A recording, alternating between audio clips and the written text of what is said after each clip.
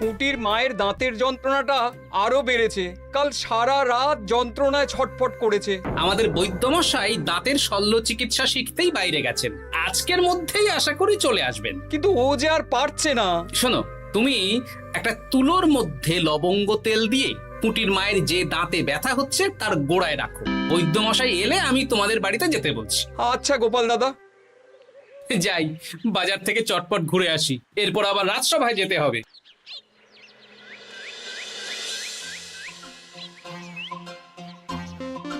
উফ, কি গরম রে বাবা, ছাতা নিয়ে বেরোলে ভালো হতো। এই তো সামনে আখের রস বিক্রি হচ্ছে, একটু আখের রস খাই, শরীরটা বেশ চাঙ্গা লাগবে। ভাই, আখের রস কত করে দিচ্ছ? 1 ভাঁড় 10 আনা গোপাল দাদা। দাও দেখি 1 ভাঁড়। আরে, এই যন্ত্রটা কিন্তু দারুণ। ওই আমাদের রাজ্যের বিজ্ঞানী মশাইয়ের অবদান।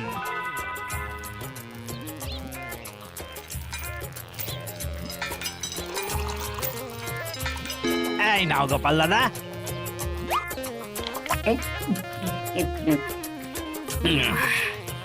আহ, শান্তি। এই নাও ভাই, তোমার 10 আনা।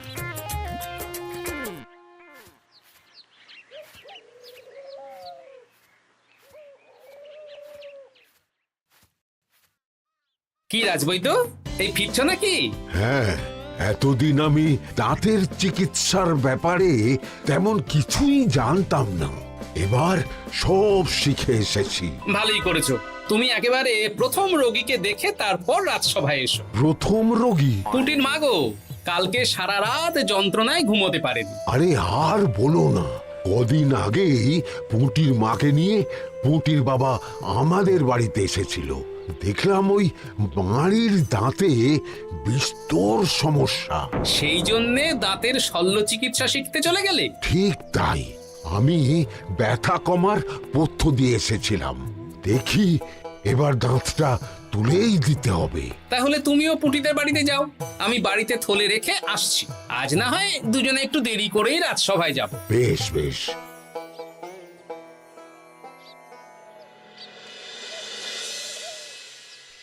দেখুন মহারাজ, দেখুন আজকে রাজবৈদ্য আসেনি, আর ওদিকে গোপালও ডুব দিয়েছে। এই আনন্দে আমাদেরও ছুটি দিয়ে দিন মহারাজ। কি আনন্দে? এই গরমে বাড়ি বসে একটু আমপানার শরবত খাবো আর ঘুমবো। রাজ্যের সেনাপতি যদি বিশ্রামের কথা বলি, তাহলে আমার আর কিছুই বলার নেই।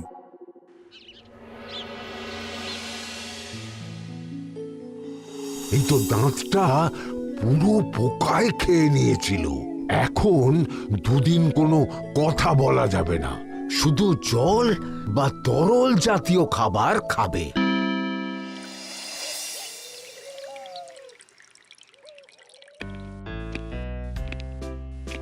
ওই তো গোপাল আর রাজবৈদ্য দুজনে একসাথে রাজসভায় ঢুকছে।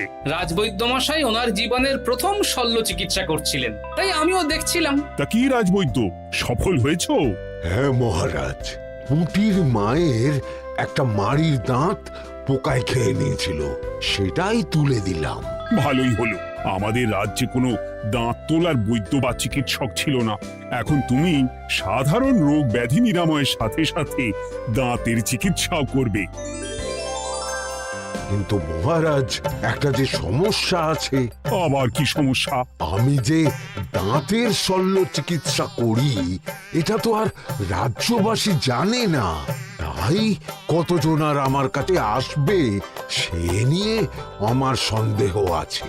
মানে তুমি চাইছো যাতে তোমার কাছে বেশ কিছু রোগী তাড়াতাড়ি আসুক, যাতে তুমি অনুশীলনও করতে পারো, তাই তো? একদম ঠিক ধরেছেন মহারাজ, কাজ না করলে হাত পাকাবো কি করে? তাহলে ঢেড়া পিটিয়ে বলে দিলেই তো হয়। এতে তেমন ভালো কাজ হবে বলে মনে হয় না। তা তুমি কি বলতে চাইছো গোপাল? প্রচার হবে, কিন্তু একটু অন্যভাবে। কিভাবে? আজ বিকেলে আমি রাজবৈদ্যর হয়ে প্রচার করব, শুনে নেবেন। বেশ। শুনুন শুনুন শুনুন, আমাদের কৃষ্ণনগরের রাজবৈদ্য এখন দাঁতের শল্য চিকিৎসাও করছেন। যারা যারা আমাদের রাজবৈদ্যের কাছে দাঁত তোলাবেন, তাদের দাঁত তোলার পরে দুদিন কোনো শত্রু থাকবে না। চিকিৎসার সময় সকাল 7টা থেকে সকাল 10টা পর্যন্ত।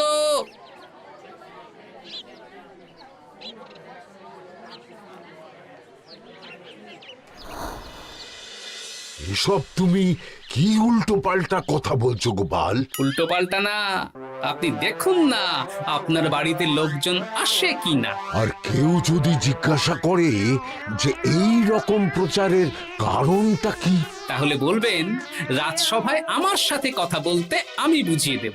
বেশ।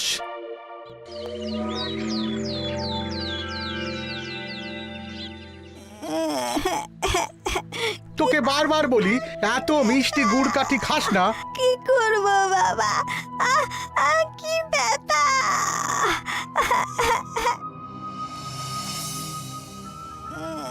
বাড়ি আছেন নাকি বৈদ্য মশাই? হ্যাঁ, আছি আছি। এই আমার ছেলেটার না দাঁতে খুব ব্যথা দুদিন ধরে। দেখছি। তা আপনাকে তো এই রাজ্যে আগে দেখিনি। আমি পাশের রাজ্য থেকে আসছি। শুনলাম আপনার কাছে দাঁতের শল্য চিকিৎসা করালে আগামী দুদিন কোনো শত্রু থাকবে না। ঠিকই শুনেছেন। বেশ, তাহলে বলুন কেন থাকবে না? আগে চিকিৎসাটা করি, তারপর বলছি।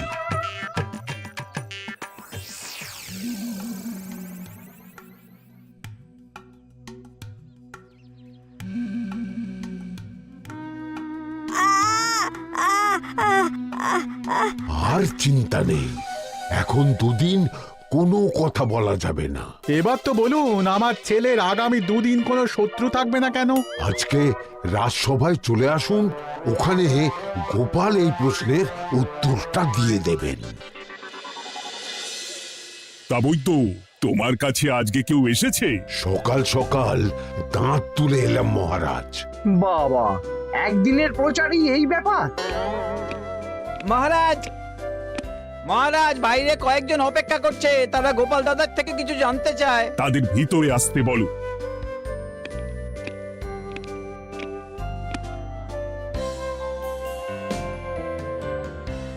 আজ আমার ছেলে বৈদ্য মশাইয়ের কাছে একটা দাঁত তুলিয়েছে। আমি জানতে চাই প্রচার অনুযায়ী আমার ছেলের নাকি আগামী দুদিন কোনো শত্রু থাকবে না, সেটা কেন বলা হয়েছে?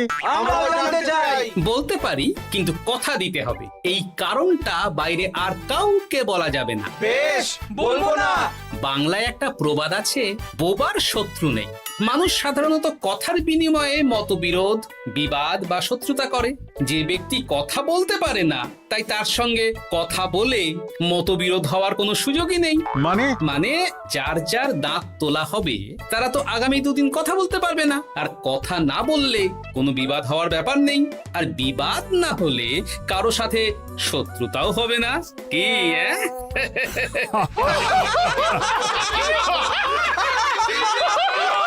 এই জন্যই তুমি হাসির রাজা গোপাল ভাঁড়। কে তোমার কথা শুনতে যাবে? একদিন না হয় প্রচারের চমকে এলো, এরপর কিভাবে আসবে শুনি? এরপর রাজবৈদ্যের সুনামেই লোকজন ছুটে ছুটে আসবে। বাহ বাহ বাহ, তোমার কত জ্ঞান! মহারাজ, এই কথা শুনে আমার মাথাতেও একটা বুদ্ধি এলো। অল্প পুঁজিতে শুধু প্রচারের জোরে এত রোজগার করব না, গোপাল হাঁ করে দেখবে। নিশ্চয়ই কোনো লোক ঠকানোর কথা ভাবছেন। মোটেই না। আচ্ছা, আগামী 3 দিন ব্যাপী মেলা হবে, সেখানেই তোমরা দুজনে তাহলে ব্যবসা করো। বেশ, করব। যে সবচেয়ে বেশি রোজগার করবে তাকে আমি 50 মোহর পুরস্কার দেব। রাজি। মেলার শেষে আমার প্রশংসায় পঞ্চমুখ হবেন সবাই, দেখে নেবেন।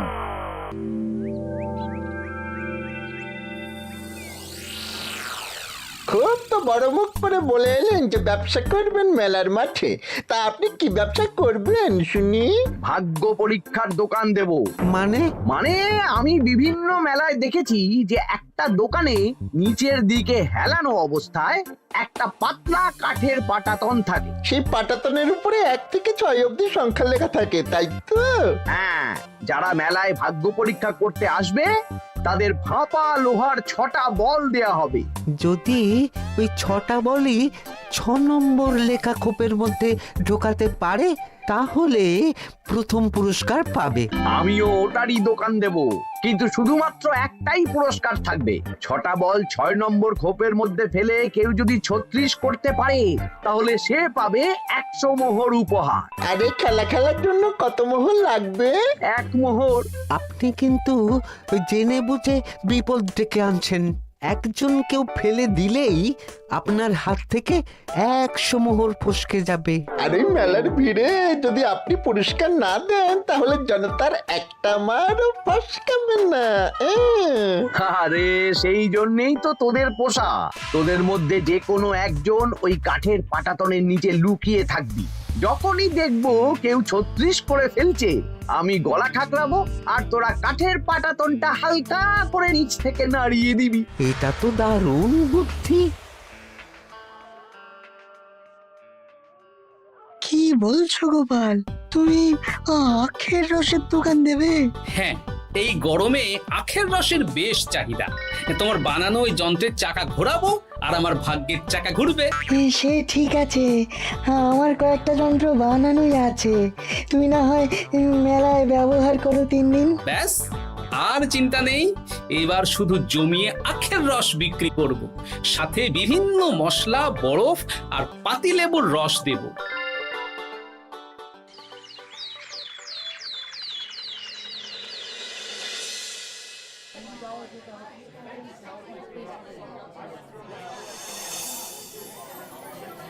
এই দোকানের পানীয় খেয়ে মন হবে বশ। গোপাল ভাঁড় নিয়ে এসেছে ঠান্ডা আখের রস। আরে গোপাল দাদা, তুমি আখের রস বিক্রি করছো? ঠান্ডা আখের রস কত করে গো গোপাল দাদা? 1 ভাঁড় মাত্র 10 আনা। 6 ভাঁড় দাও। এক্ষুনি দিচ্ছি। আসুন আসুন আসুন, সবাই আসুন। আসুন আসুন আসুন, এদিকে আসুন, এদিকে আসুন, ভাগ্য পরীক্ষা করুন। 1 মোহরে 100 মোহর।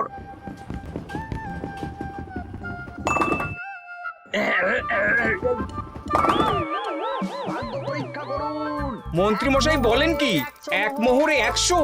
তুমিও ভাগ্য পরীক্ষা করাবে নাকি? একবার বাজিয়ে দেখতে দোষ কি? দাও, আখের রস খেয়ে বরং চলে যাই। এই তো হয়ে এসেছে। এই নাও, ধরো।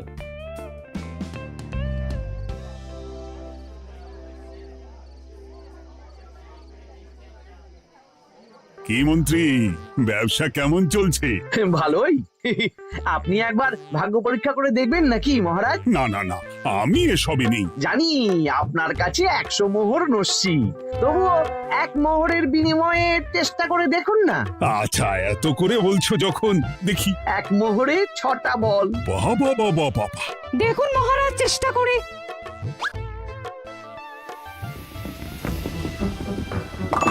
এই তো একটা 6 পড়েছে, আবার চেষ্টা করুন। জয় মা জয় মা। আবার 6। সাবাস।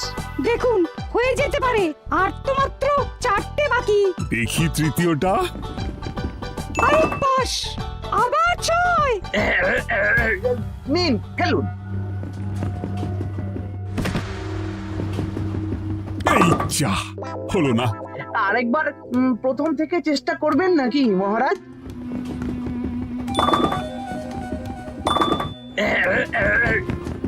না, এবারেও হলো না। 2 মোহর জলে।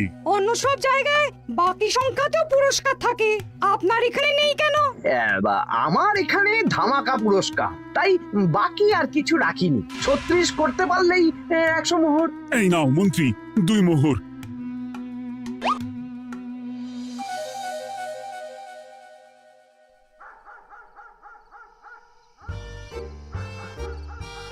কি মন্ত্রী মশাই, আর তো মেলায় লোকজন নেই, বাড়ি যাবেন না?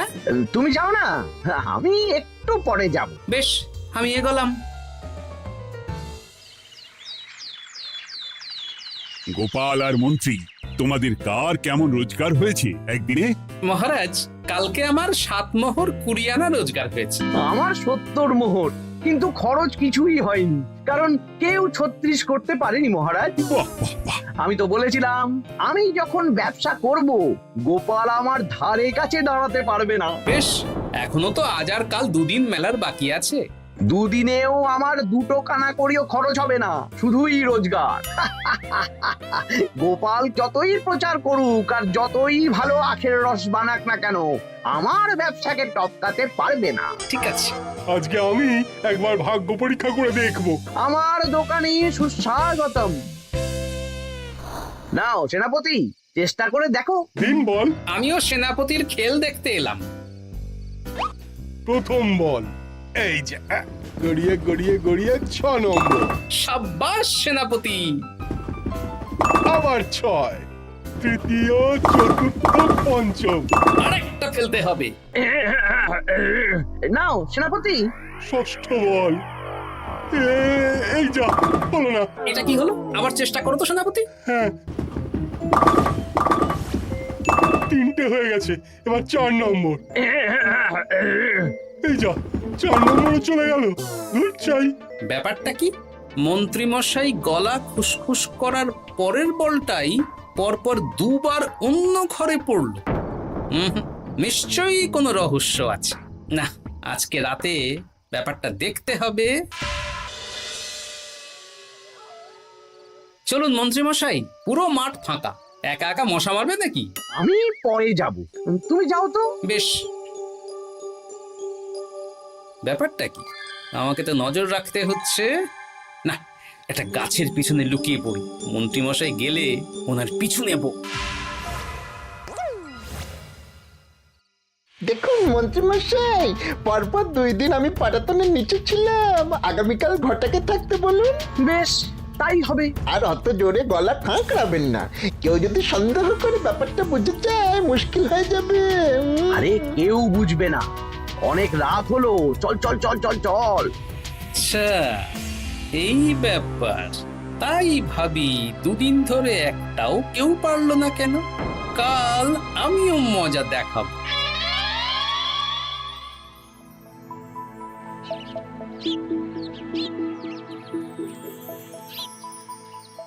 বাবা চলে এসেছেন দেখছি।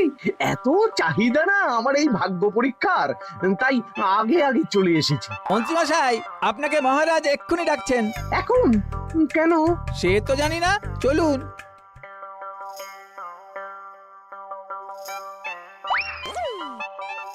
এই বেটা ঘটা, এবার বেরো। এ কি গোপাল দাদা, তুমি? হ্যাঁ আমি। খুব চালাক ভেবেছিস না? মন্ত্রী মশাইয়ের খেলা আজকে শেষ। প্রহরী, একে ধরে নিয়ে যাও।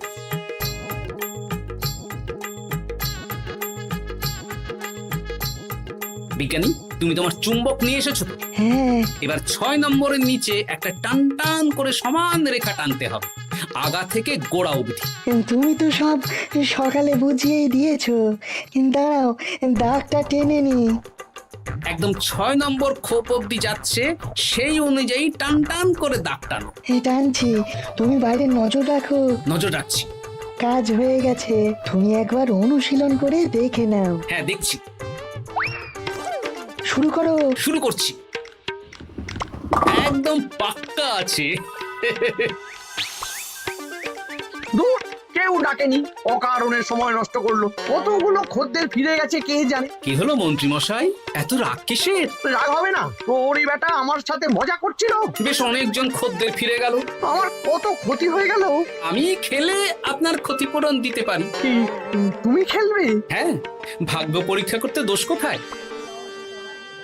ওই তো বেশ কয়েকজন সভাসদেরা আসছেন, সবার সামনেই খেলবো। তাহলে শুরু করি। হ্যাঁ, শুরু করো।